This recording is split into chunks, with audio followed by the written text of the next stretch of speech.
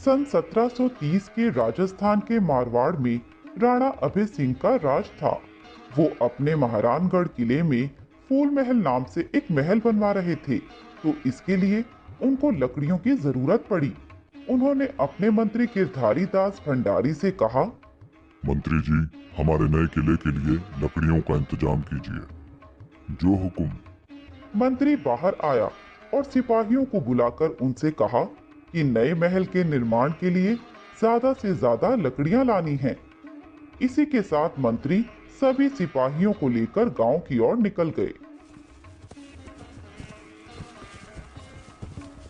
मंत्री गिरधारी दास की नजर किले से 24 किलोमीटर दूर खेत डली गांव पर पड़ी, तो मंत्री ने कहा, ये खेजल्डी गांव चलो, यहाँ ज्यादा पेड़ दिखते हैं, यहाँ से हमें ज्यादा लकड़ियाँ मिलेंगी।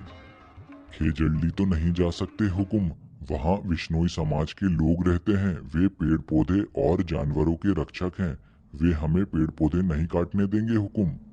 यह सुनते ही मंत्री को गुस्सा आ जाता है। क्या बकवास कर रहे हो? महाराज का हुक्म है, देखता हूँ मुझे कौन रोकता है। इतना कहकर वह अपने सिपाहियों के साथ खेरडली गांव पहुंच गया। उनके सिपाहियों ने रामोजी खोड़ के घर के पास वृक्ष काटने को कुल्हाड़ी चलाई, तो कुल्हाड़ी की आवाज सुनकर रामोजी खोड़ की पत्नी अमृता बिश्नोई वहां आ गई। उन्हें अपने समाज के नियमों का हवाला देकर रोका और कहा, ये पेड़ ही तो हमारी जिंदगी है, ये हम बिल्कुल नहीं काटने देंगे। ये महाराज का हुक्म है, वे चाहे जो कर सकते हैं। मैंने उन्हें वचन दिया है, ये सारे पेड़ तो काट कर ले जाऊंगा। मैं भी बिश्नोई की बेटी हूँ, एक पत्ता नहीं काटने दूंगी। सिपाहियों, महाराज का हुक्म है, देख क्या रहे हो, पेड़ काटना शुरू करो। तभी अमृता बिश्नोई पेड़ से लिपट जाती है और यह सब सुनकर उनकी तीनों बेटियां भी बाहर आ जाती हैं। तभी एक सिपाही कहता है, हुकुम, ये तो पेड़ के गले लग गई है, तो पेड़ के साथ इसे भी काट दो। फिर अमृता देवी उस खिजड़ी वृक्ष से लिपट गई और बोली, सिर साटे रूह रहे तो भी सस्तो जान।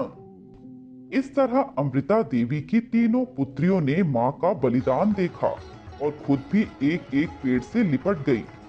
सिपाहियों ने एक एक करके उन्हें पेड़ के साथ ही काट दिया। यह बलिदान देखकर गांव के सभी बिश्नोई समाज के लोग पेड़ों से लिपट गए और निर्दयी मंत्री और सिपाहियों ने 363 बिश्नोई समाज के लोगों को मार दिया। जब सिपाहियों ने लोगों का बलिदान देखा तो वे रुक गए और एक सिपाही ने तलवार फेंककर मंत्री से कहा, और कितना जुल्म कराओगे हमसे?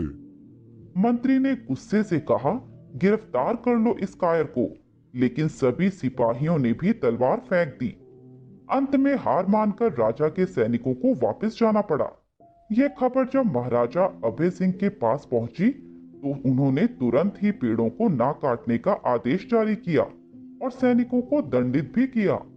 यह बलिदान देखकर महाराजा को अपनी गलती का एहसास हुआ और पछतावा करते हुए वे बिश्नोई समाज के पास गए और माफी मांगी और वहां जाकर कहा, अब कभी भी यहाँ कोई पेड़ नहीं काटेगा और ना ही किसी जानवर का शिकार करेगा।